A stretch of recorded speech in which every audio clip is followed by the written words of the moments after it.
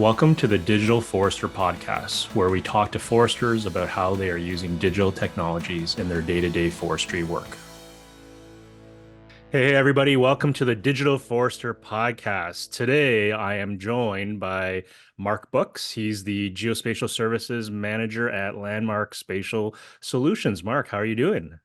Doing well. Good to be. Thanks for having me, Kevin. Yeah, absolutely. So you and I have known each other for a long time, so we're gonna Yes. we're gonna have a lot of fun on this. As we were kind of catching up before the podcast recording started, we were talking about cruising and geography and how both of us just didn't seem to enjoy cruising that much. So that gave me an idea, just kind of on the spur of the moment. Maybe I'll do like a live digital forester podcast and drag you kicking Oh, and let's do it. screaming onto the boat. Let's But do maybe it. some margaritas will solve that problem. But again, it's like or a soda pop for you in that case. But good to see you. Yep. So maybe to kick things off, like why don't you introduce yourself and how you got into forestry because you are a true digital forester. I am. And thanks for the opportunity. So forestry is an amazing adventure. I think an adventure maybe is a key word about, how I got there and just kind of stepping out in faith about where do I get my education and what do I want to do for a living. So a couple things came into play. Oftentimes, how many times, Kevin, are we at the Esri user conference and they're being interviewed on the main stage, and time and again, the National Geographic maps come up, right? So very, very impactful. And I think for me, I've always been a map person, and those maps in particular are great maps. And as I was thinking about it, maybe it's because as a boy needing adventure, there was an element of adventure in those maps, right? Hmm. So I think that played a key role, and also just fortunate hanging out with my grandparents and on my and one in particular, uh, grew up in Ohio, spent a lot of time with family in West Virginia, and going back on those car trips with my granddad and I'd be the navigator, so I'd always have a map, and as we go, it wasn't just about directions. It's like, well, what's over that hill and different things like that. And so getting to explore West Virginia, with the excuse of trying to catch a few trout, had a pretty big home range between Seneca Rocks and Williams River, and the family history, and just being exposed to trees and just seeing it from a kid's point of view, that hey, I'm fishing for this species that demands clean and cold water, and it's being filtered by all these trees, and seeing change over time. And so but I was also encouraged too. I never really considered myself necessarily a college student. It wasn't anything about the public schools I went to. They did a great job. I think it was me leaving a lot on the table. But you get a lot of wisdom, whether you want it or not, from people who care about you. And so my granddad said, "Well, Mark, what are you going to do when your back gives out doing manual labor all your life?" I'm like, "Oh, well, you got a good point, right?" So so we stepped out on that journey of forestry kind of came into the picture clearer and clearer. And this will probably come back in our conversations, like, well, yeah, we can serve society and we don't have to talk to people, we can go out in the woods, right? And at 100%. that time, and becoming the new old guy, and I'm embracing that. But in the 80s, wearing a tie was a big deal, and in the professional world, it's like, well, man, if I can go into forestry, I don't wear a tie.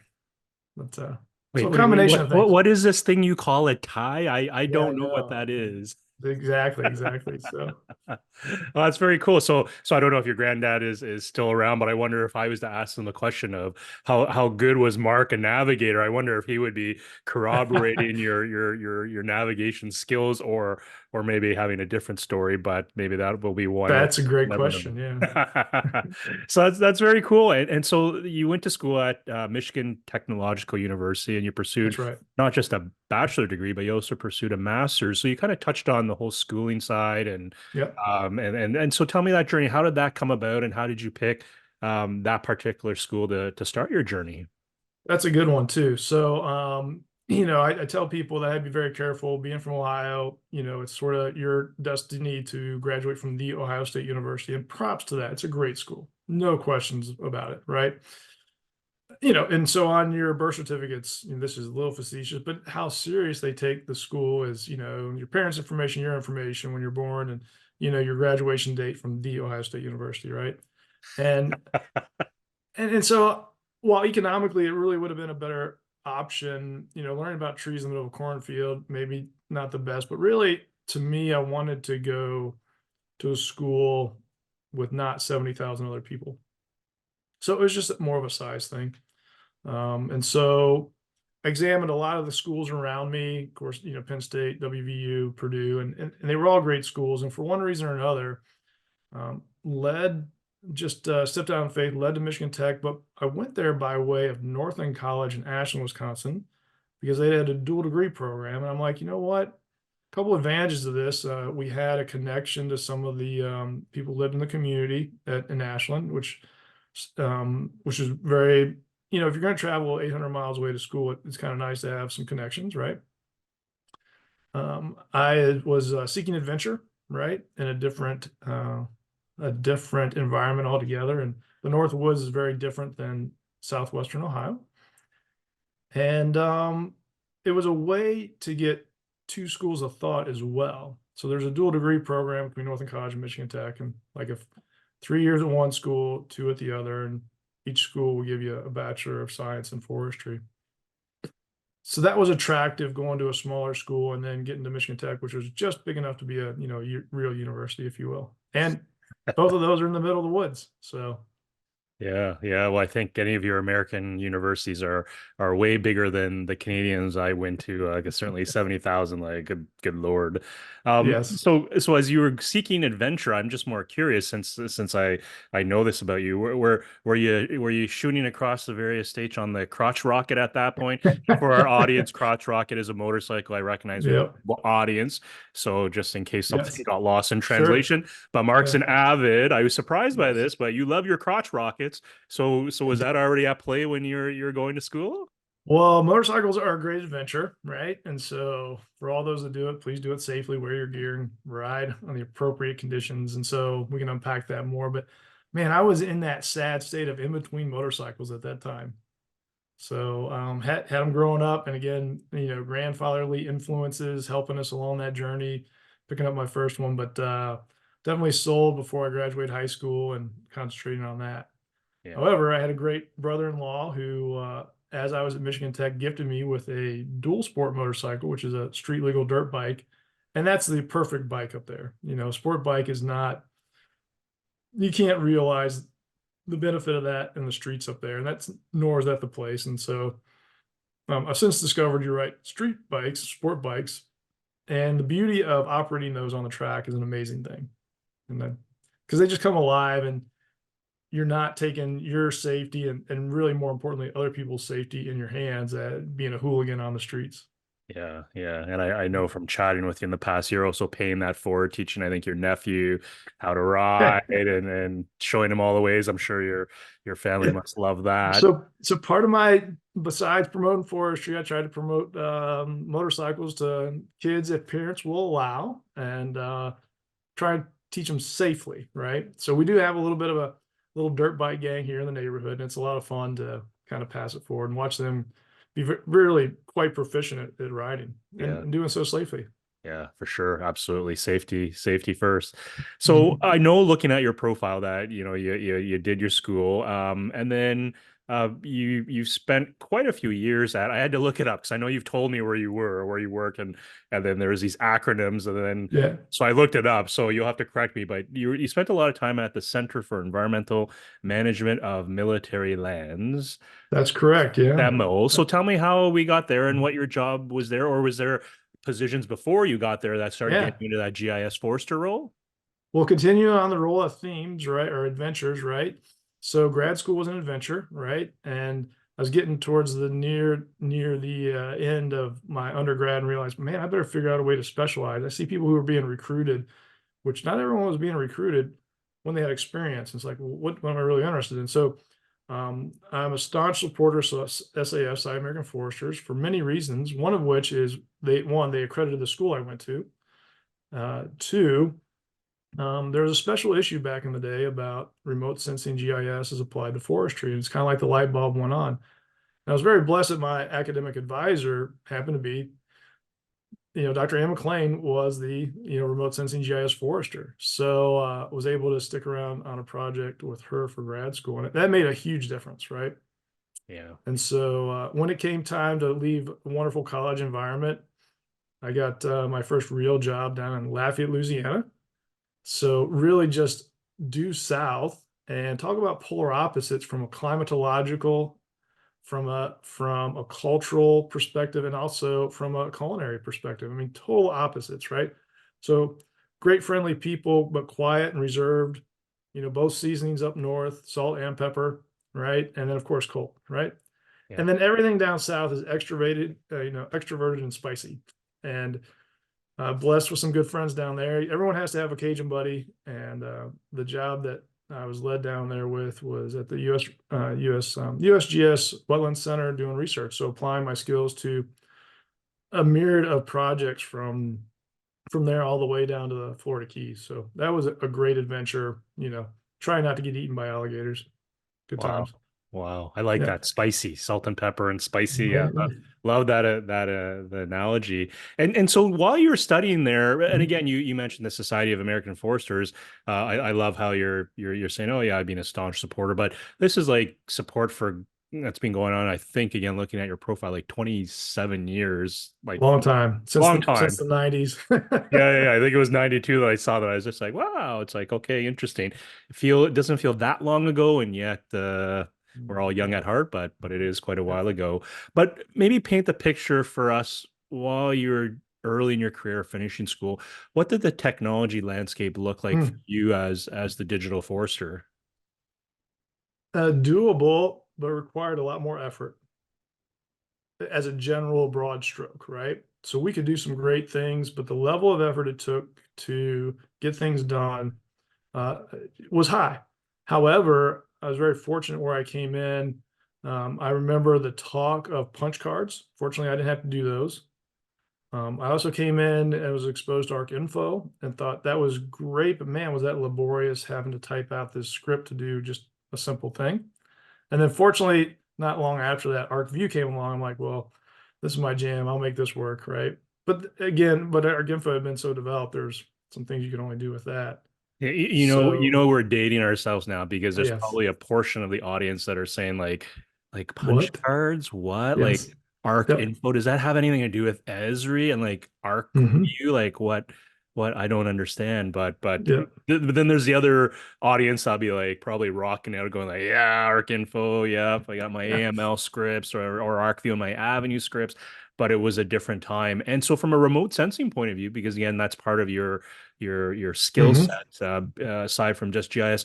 What did the landscape look back then compared to what we're seeing today?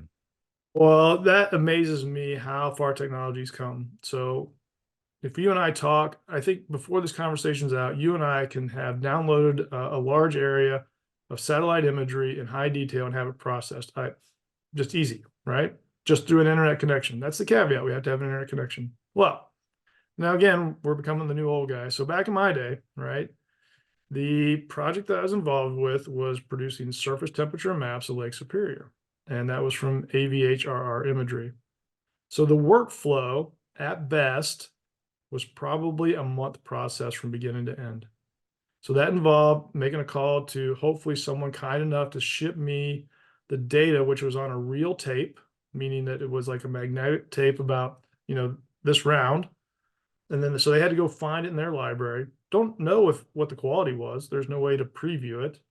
Have them ship it to, thousands, not thousands, but hundreds of miles away. Once we got that, then there was to download it, convert it to a mountain tape, which then converted to our PC at the time. And then I remember the processing steps was over, 50 steps, and you had to get them all right. And then you finally had something to look at. So a month compared to 40 minutes. Yeah, yeah, very Um, very yeah. different. It is. Yeah.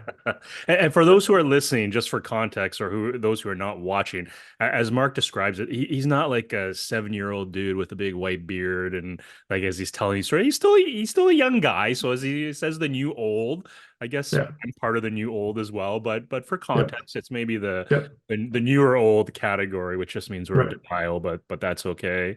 So as we think about that, like again, thinking of your career at Semo, what were the type of some of the Sure. activities and what skills did you have to develop? Because again, you're in a Hmm. interesting spot where you studied it, you came through the ranks several decades, and as you just described today, is completely different than when we went to school back in the early 90s. But thinking of the job you're doing at Semo, like was there a pattern in types of in terms of the technology you had to use, and what skill sets did you have to kind of uh, build up or learn to be able to do that job? Sure. So let me unpack that a little bit and tell you the scenario. So I was in Louisiana at the time, and my cousin lived here in Virginia, where I'm at now. And he was telling me about this thing about personal property tax he paid on his vehicles each year, and told him, quote unquote, that's ridiculous. I'm never moving to Virginia. Well, God has a sense of humor, and I'm eating a lot of crow because I do enjoy living here in Virginia because that's where I met my wife. And it was for that job you mentioned at Sinmol. And so it was at a military base. And so a great, maybe untold story about conservation here in the United States is Department of Defense. And you're like, well, what in the world does that mean? So DoD has environmental stewardship responsibilities for, ballpark 25 million acres, 5 of which are forested. So that's, quite a few trees to, put into conservation and do multiple things. One, primarily, it's you have to understand who the client is. And so I was hired help to help them manage the forest for multiple objectives. And the first thing to kind of get your mind right is that from a land cover standpoint, sure, there were a lot of trees. From a land use standpoint, it was a military classroom. And once you make that connection, then the things that don't make sense start to make sense. So managing a military classroom with a few trees in it with multiple objectives and not prioritizing any of them other than making sure that the military could come and do what they needed to do so that we all are free to manage trees. So that's a long pause or a long intro to say this is what it looked like. Looked like working with a team of foresters. We were able to bring in the Esri technology, and then also because we were a military base, we were benefited from a lot of agencies. We knew who they were and didn't know who they were in terms of imagery and also LiDAR for the base. So we're bring in the technology and really grow their GIS and actually develop an ecosystem decision support system. And so the point of this was to work with all the ologists because they all have an important voice at the table. So like, how do we manage this base either actively or inactively, but it needs to be considered for the multiple objectives we have. So like cultural resources are highly important, right? So we don't want to do an activity, whether it's a military activity or forestry activity or some other activity that would compromise the historical value of cultural resource, right? And then the same thing for threat and endangered plant species and animal species. Hmm. Interesting, interesting. And I'm kind of sensing as you describe that it is a different environment, probably contrary to most of us would appreciate being on the dark side, as I call it, just purely on the industry side, that you have other objectives that you had to balance out. And so with so many stakeholders, and you mentioned LiDAR, then GIS, um, was the environment, and again, I don't know the American DoD space, again, being in a Canadian here, don't know that apparatus that well, but was it pretty easy to get things done, or did it fit the usual pattern of, all right, we got 20 people around the table, they all have their opinions, and now me, Mark Books, has to be the facilitator, the negotiator, the Mhm. caretaker. Like what was it like to work in that environment? Yeah, it was a mixed bag. Sometimes everyone wanted to work together, and then there's sometimes where they were just to me, and I'm just a hired help. That was my role, no problem with that. But to me, it was just unnecessary red tape. So on the DoD environment, there are really two important components that need to have buy off on anything you do with technology, and that's of course contracting and then IT support. And um, had great people in those positions at AP Hill. Sometimes their hands were just tied with what they could offer, because there was much more that we would have liked to have done and just ran into hurdles, whether it's funding issues or those other limitations.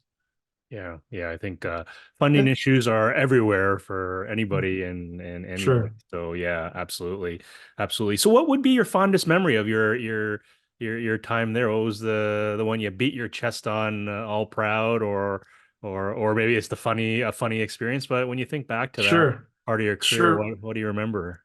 One, there's a good camaraderie with our objectives, and ultimately is the mission that was really important. So at the end of the day, you could grind through those things that weren't fun, because you were helping our warriors who were coming there to train their military edge and then go and do something that was important, right? That was satisfying. Another, in terms of a practical standpoint of what we got to do there and to take care of the base, is prescribed burning and wildfire suppression, and I missed that a great deal. So our prescribed burning plans called for over 30,000 acres a year. And then, that was the plan. We get to about half that. So say 16,000 acres that we lit the perimeter of each year. So you times that by 19, it's quite a few acres that I got to participate in. And what, over that time, you got to see that it's such a great tool for managing the land, and supposedly more of a relic ecosystem before the area was settled by Europeans here in Virginia. That was something that was employed more by Native Americans, and it was a different ecosystem, meaning more savanna-like conditions, whether it's grass or hardwood savannas, even pine savannas. But it's a beautiful landscape. Yeah, very cool. And so if I was to do a Google, would I ultimately find a photo of Mark Books on a off-road motorcycle that was capable of doing some firework, just kind of racing through the Yeah, course and I've got some pictures to share for you. That is, and there you go. I look forward to it. Now while you're all doing this, you were also the president of the Esri Forestry Group, and that's you've been right. going on doing that for 15 years and 8 months. So a short journey, I guess. I say Sure, yeah, jokingly, quite a few years. So tell me where, because that's a volunteer thing, even though and you correct me if I'm wrong, even though it has the Esri name to it, it's still largely a set of volunteers that are giving their time back to the community to try and curate content and ideas and conversation. So, one, set me straight, I guess. What is it, and how did this thing come to be? yeah, sure. It's again great adventure, and so as much as it was great with my colleagues there at AP Hill, sometimes in order to sharpen your expertise, if you will, you need to hang out at times with people that share the same expertise. So from the geospatial standpoint, I was there at the 2008, I believe, Esri UC, and Peter Erdix, our good friend, who was with Esri as I think forestry industrial manager, put out a call saying, "Hey, we'd like to get together a user group for all things Esri technology and forestry." And so myself and Elizabeth Martinez stepped up and said, "Hey, we would like to be part of the co-founders of this." And so the way I term it is, even though the Esri name's behind it, we are, like executive volunteers, if you will. So just another word for volunteering. So not employed by Esri at all, but it's still true. We've helped with the user group. So that's kind of how it came about. But what is it all about? It's still going on today. So the best way to find us is on our LinkedIn group for now. There should be a hub, an Esri Forestry Group hub coming out soon. But the idea here is, if you ever gone to a great conference and you like that camaraderie with the Esri UC or whatever, in a way, it's kind of taking that Esri, the conference experience to your desktop, right? And so what I mean by that is, how do you connect with your like peers? And so this is a venue for everyone who's interested in the Esri forestry, Esri technology, trees, um, and using it to manage their trees, whatever that looks like, a place of camaraderie. And so that really involves a couple different types of memberships. Obviously, the Esri staff, because they're supportive and want the feedback. Two, like yourself and myself, solution providers, and then just the users of the technology, because it really takes all three of us user types to help kind of move the ball forward in terms of implementing the technology. Yeah, very cool, very cool. Thank you for continuing to Sure. lead that volunteer group. I know it's often volunteer roles are a thankless job, and so at 15 years, 8 months, thank you for what you're doing. Sure. Maybe a question from left field. It just popped in my mind, and I'm curious because Sure. you mentioned the working on AP Hill and the Department of Yeah. Defense side. So Oh, from a GIS point, oh, sorry. sorry. I should update my language. It's a force of habit. I believe it has been renamed recently to Fort Walker. Ah, Fort So, Walker. Okay. so that's the official disclaimer. But if I slip, just know it's just a habit of mine. So I'm not quite Sure. entrenched to learn the new name yet. But Yeah. that's officially what it is. Yep. There we go. Fort Walker. So formerly known or FKA Yep. as AP Hill Yep. there. Thinking of our vintage back then, the open source GIS side, there's something called Grass that was Yes. developed by, I believe, something related to the Mhm. US military. And you talked about Esri technology. So while you were working there, was that ever a conversation ever of like, the open source use of Grass versus Esri? Was it the usual, one they're always pitted like against each other for Mhm. some reason when the reality they're probably complementary Mhm. and addressing different use cases. But was that something I'm just curious, so like was that really anything relevant or meaningful for you in those early days? Actually, I didn't have to make that decision. Esri was the tools that were provided. It was a big kind of a big army sale trickle down, if you will. Okay. And so that helped because of the necessary permissions, security clearances, if you will, to get a piece of software installed on a military-based computer.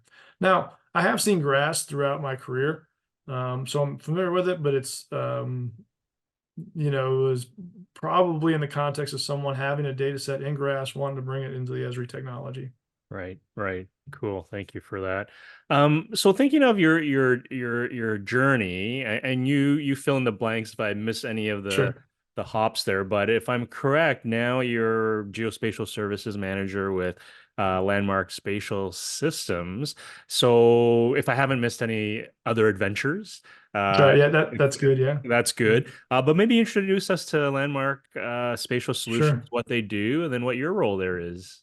Yeah, absolutely. So, and I will mention just one little sidestep along the way, but yeah. So a little bit about Landmark Spatial Solutions is that we're a little unique in the fact that we're not tied to any one solution. We're blessed with a lot of business, many dozens or more business to business solutions. So we're here to help anyone counting trees try and do it more efficiently, right? Just trying to set people up for success counting trees. So the funny thing about I think about foresters is we all count trees, but we all count them a little differently, right? So you need configurable tools to help in for different workflows. And so I think we have a pretty deep tool chest that we've been blessed with. And essentially, if we like to have a conversation and we can present options on the table that are the best interest for a variety of different reasons for the potential user. And should they purchase something, then we want to make it our mission to set them up for success with the appropriate training.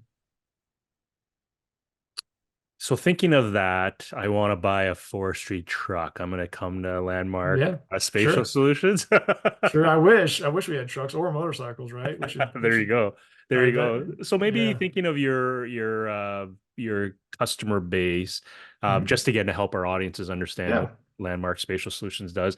Is there a pattern of maybe like a top three? You see a pattern of these folks always come to us for their cruising requirements. These folks always come to us for our field gear, for vertex hypsometers or something. And these folks are the crazy ones, and they just come with like the next generation ideas and keep us on Yeah. our toes. But is there a pattern in terms of, maybe top three or a typical customer for you to help our audience to connect with what you folks do?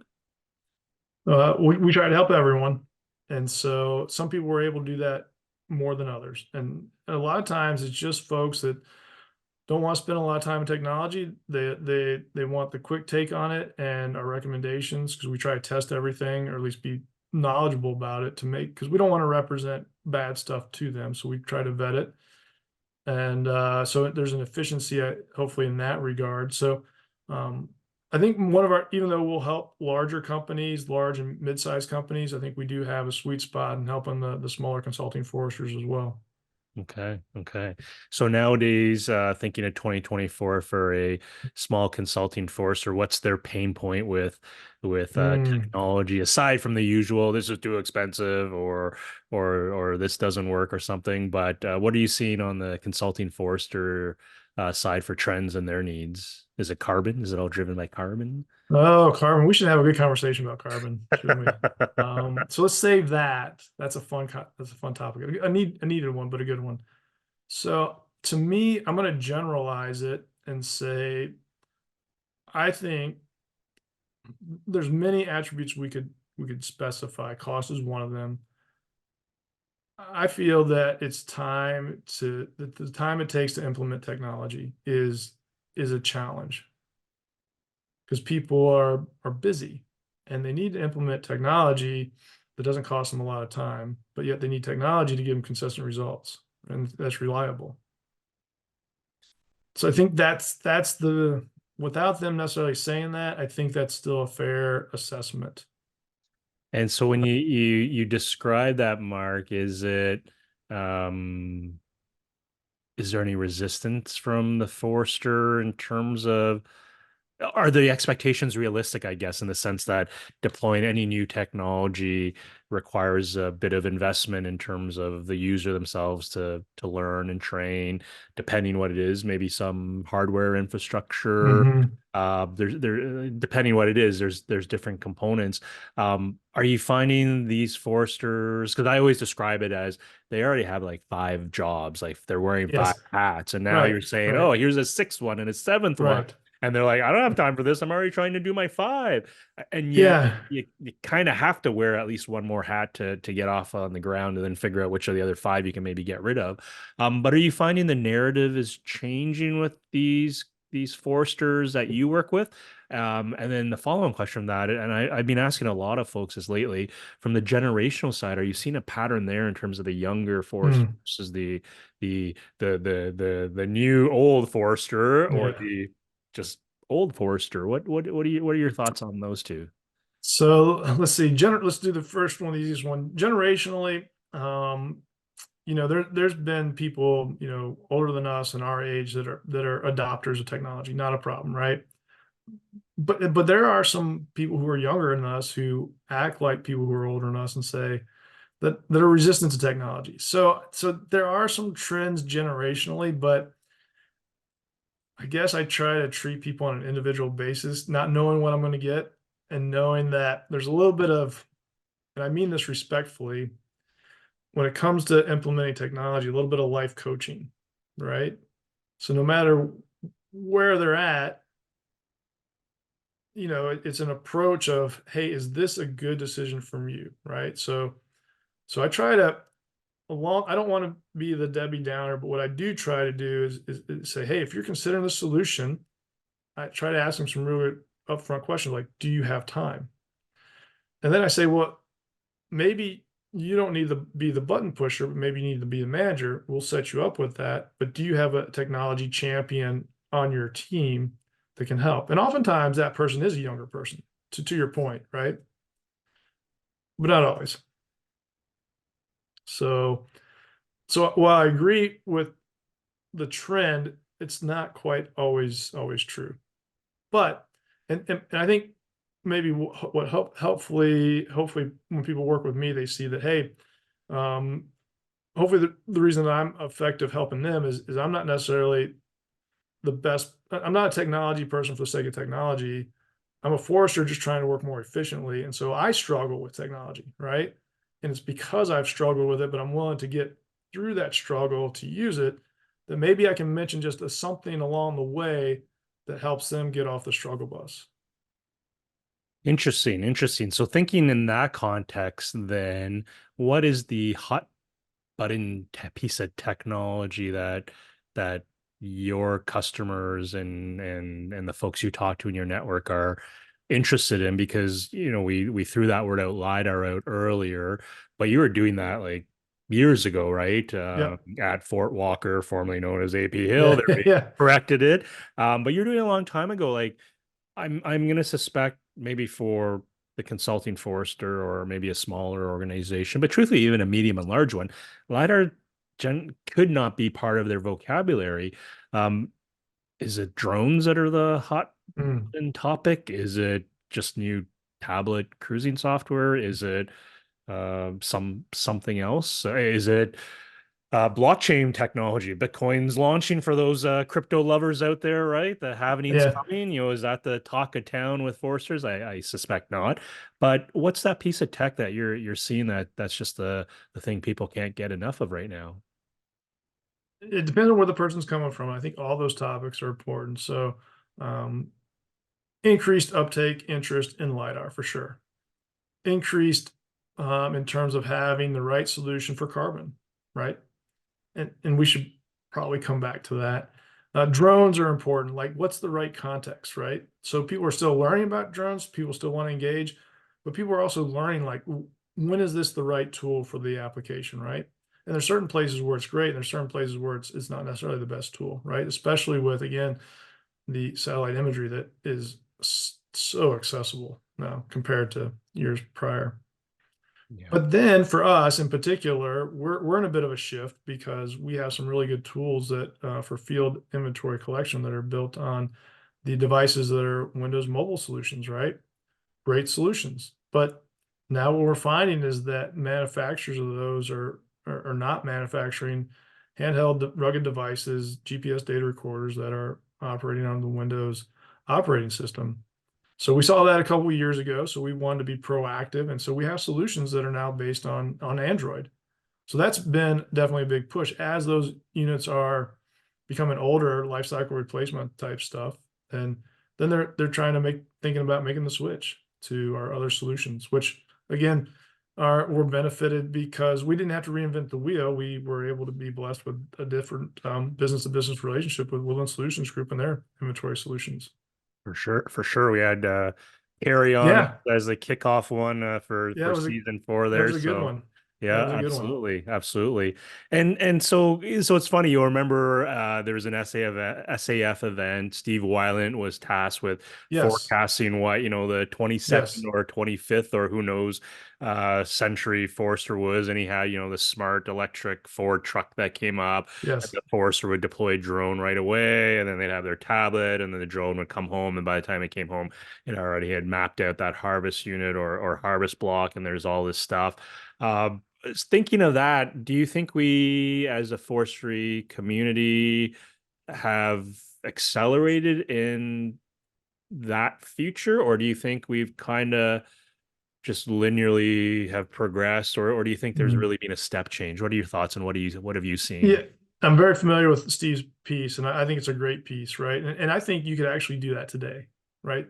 I think we're there today. Now, is it productized? No, but the technology's there. If a person wanted to do that, had a use case, I think that's certainly doable. So that even though maybe that's not the norm, being at the place we are today, that could be the norm by the time frame Steve imagined it, for sure. Yeah, see, we should totally do that. I should come down. We rent a Ford Yeah, F-150 yeah, Lightning, yeah, strap on. I'll bring my Starlink, strap it on top of the roof. yeah. We might need an ATV. We got to be cool, right? Get an Yeah. electric ATV, a couple drones, different Mhm. sizes, and of course we can't forget our cooler. That's the most Right. important one there. But so we've kind of danced around the carbon thing, and we've kind of Yes. for those who can't see Mark because you're listening, every time we mention carbon, Mark makes a little face, and then we'll Yeah. get to that. So why Yeah. don't we go there now? Because definitely there's different views when you just mention carbon and so when I say carbon, what does it mean to you?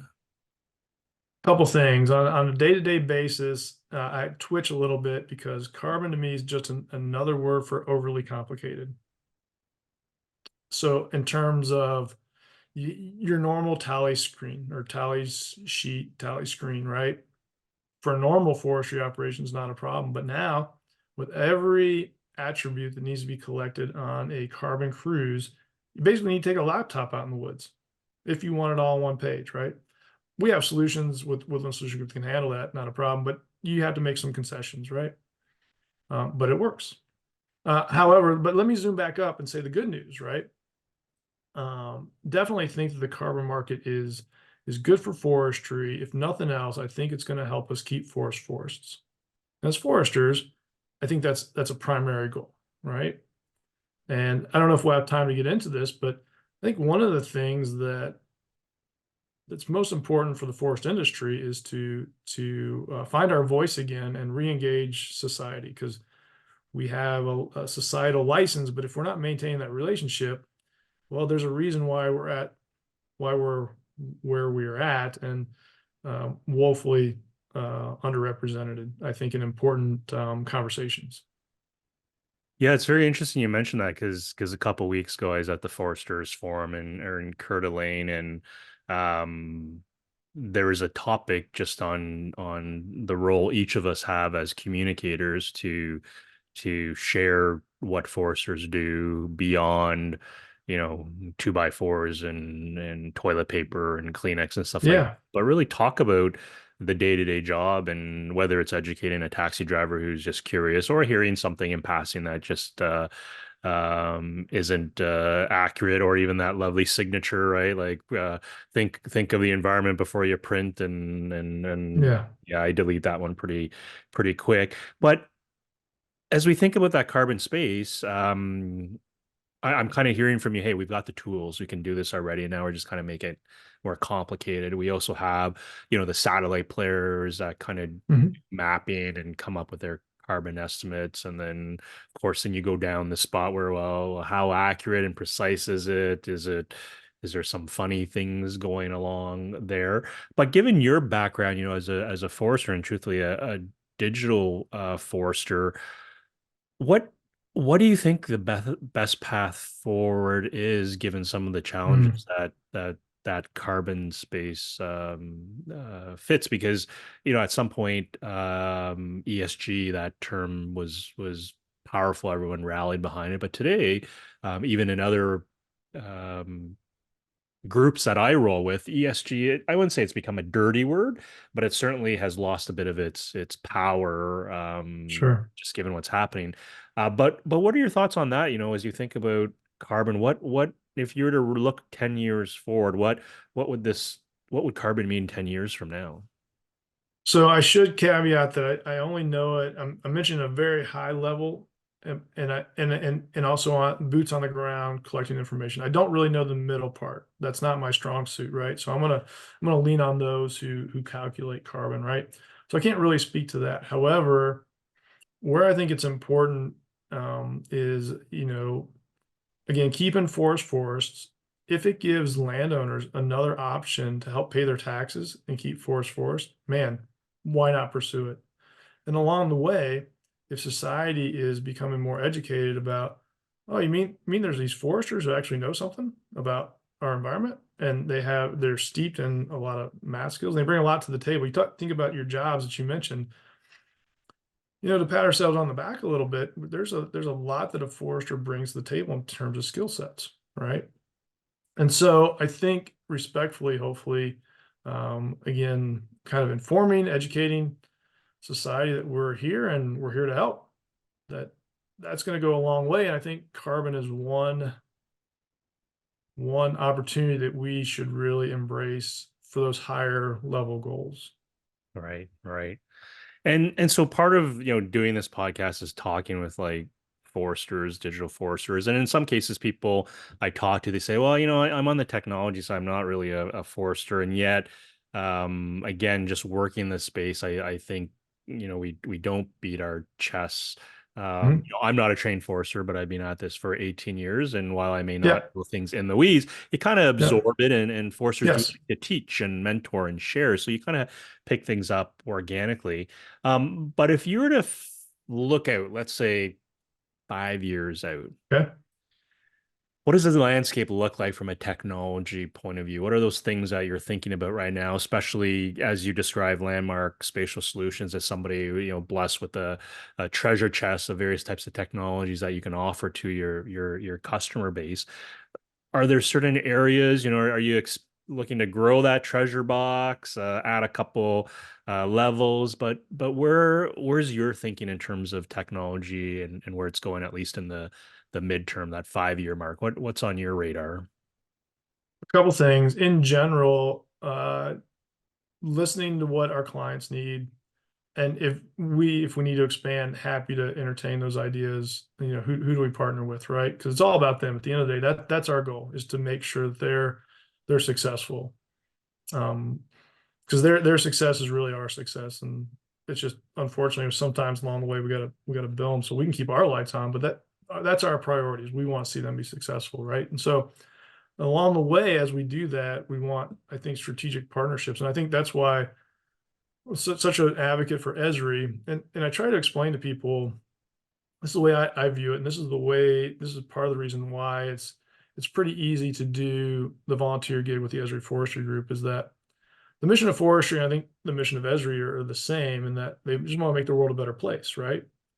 And so to me, what do forestry need? What does forestry, the profession, need more than anything right now? And do we need technology? Yes, and we need to keep refining it, not a problem. And we need to do so in such a way, to answer your question, I think it's refinement to where it's easier to uptake, right? We don't need to take 3 hours to explain something, where maybe we can get it down to about a half hour, to where we've removed some of the challenges, the complexity, but still offering the solution, right?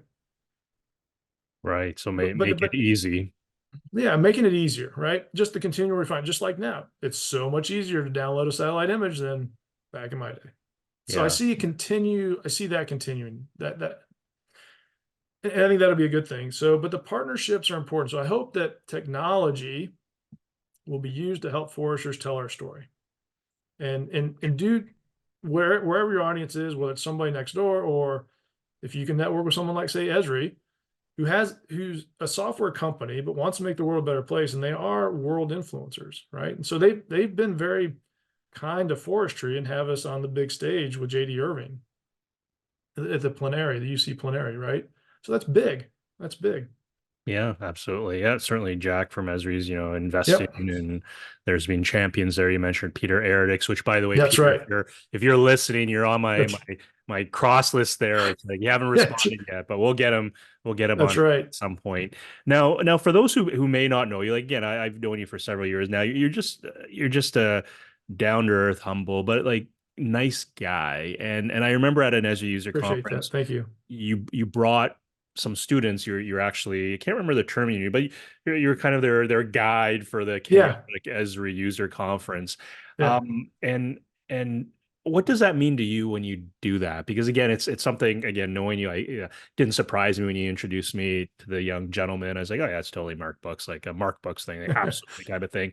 But as you look forward, like being the new old, or us being the new old, Yes. Yeah. what's important in your role in Yeah. your profession, your career, personally, professionally? Like what's important to you looking forward? Well, we're making progress again. A couple. Let me answer two ways. Um, a few years ago, and so here in Virginia, we have some great extension agents. So Jennifer Gagnon, I've learned this little shtick, this insight from her. So a few years ago, say 8 years ago, she did this experiment, went to Google and just did a search on Forester. And what page do you think that we landed on? Like 26 or 30. So which means that in this today's world, we don't exist, right? And of course, all the other pages were filled with the fine automobile made by Subaru. No problem. Well, in preparation for today, I was like, well, let me refine that. And it's over time, I've noticed we've gotten closer to the front page, and we're on the front page now. Maybe just this morning, it's a Wikipedia. So I encourage you to do that. Just from time to time, just Google the word Forester, and now at least a Wikipedia entry is there on the first page. Maybe it's the bottom of the first page, but I mean, in this Google search world, that's something. That's a measurable something, right? Now, there's to me, if we look at growth and yield models, there's an equation about, there's little letters that go along with what is and what's died, but there's something at the beginning of that equation, that I, and that I stands for ingrowth, right?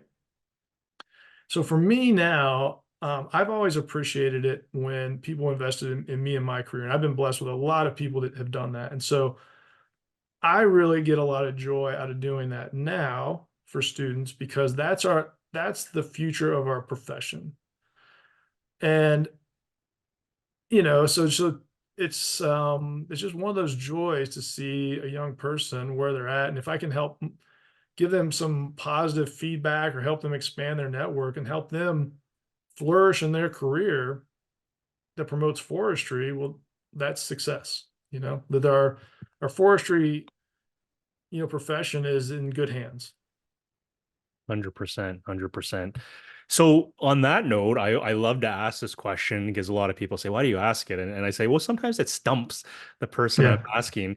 But what advice would you give a younger Mark Mm. Books? Like thinking you told you described many adventures when you were a kid, being the navigator in the car to your journey through school, then different experiences and experiencing the spicy life down Yeah. Yeah. south. But thinking of where you are, and again, for context, you're not an old dude. It's like you're not a white-haired, gray-haired dude. It's like you still got many Getting there. We're getting there. years on there, yeah. And thinking back, like what advice is there a piece of advice you would give yourself Yeah. knowing what you know today? Yeah, I think learning some of the softer skills, it kind of goes back to where we find forestry. And we've done this to ourselves. We like that we like you people, but we're gonna go in the woods and we're not gonna talk to you. That had to stop, right? So the sooner I realized that, the better. I wish I would have realized it sooner, but I also wish that I would have insisted professionally on having conversations that were fair, honest, and respectful, right? And here's kind of what I want to unpack that just a little bit. Like, I think in a broad term, I'd say I would have liked to have learned conversational forestry. And Tell so, me and more. so, yeah. So what I mean by that is learning to tell our story because we have a great story, right? But then also being able to handle the feedback that's oftentimes negative, and those negative people are showstoppers, right? So learning how to um, have those just if we can all agree to have fair, honest, and respectful conversations, I think we can go a long way to agreeing that someone might have a legitimate complaint about a particular episode in life, but that's not necessarily the heart of forestry. So what kills me is when we now have to say, well, this is sustainable forestry. I'm like, well, wait a minute, wait a minute. If you look at the very definition of forestry, it is sustainable. So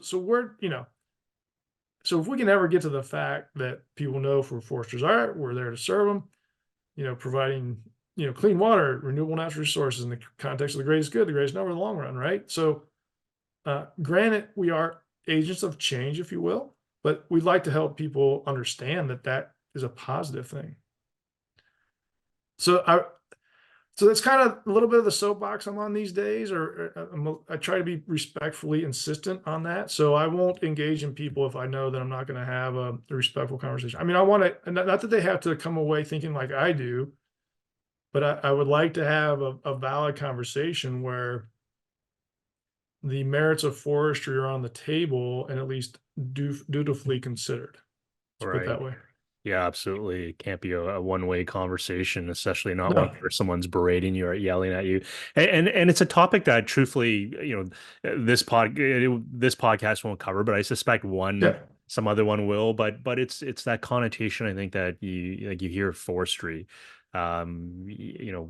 What's top of mind when someone thinks that? Because I often struggle with that as well, being, working in the Mhm. forestry tech space, you and I together. But like when someone says agriculture, right? Mhm. Positive feeling. It's like, oh, grow food, right? And you hear But and it is forestry, great, but sedimentation wise, there's a factor of 10 more sedimentation from our agricultural fields, which we need. Not saying we don't 100%. need it, right? 100%. But why do people's Yeah, perception go to the, oh, grow food versus, forestry, the negative? They always go to the negative versus yeah. the all the benefits, right? Like ecosystem services that provide clean air, that's one that someone smarter than us will probably have to write a PhD on or something like that. But But it does come into your podcast in the hopes that technology will help us tell our story so that we have better interactions with our society we serve.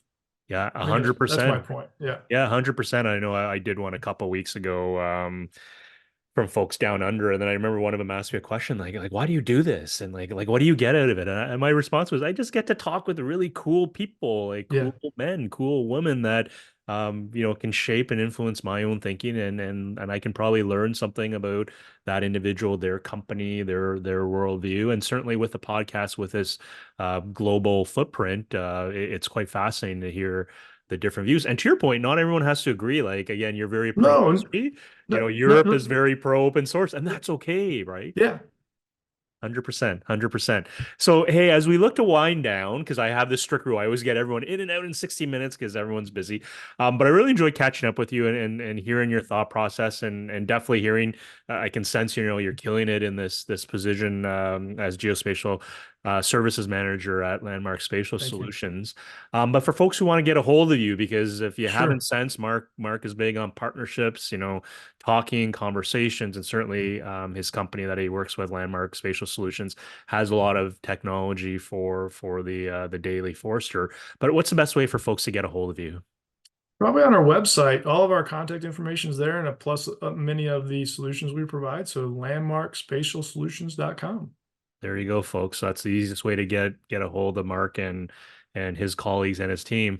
So, hey, I'm looking forward to seeing you at some event. I don't know which Yes. one it'll be this year, but Maybe the Esri UC.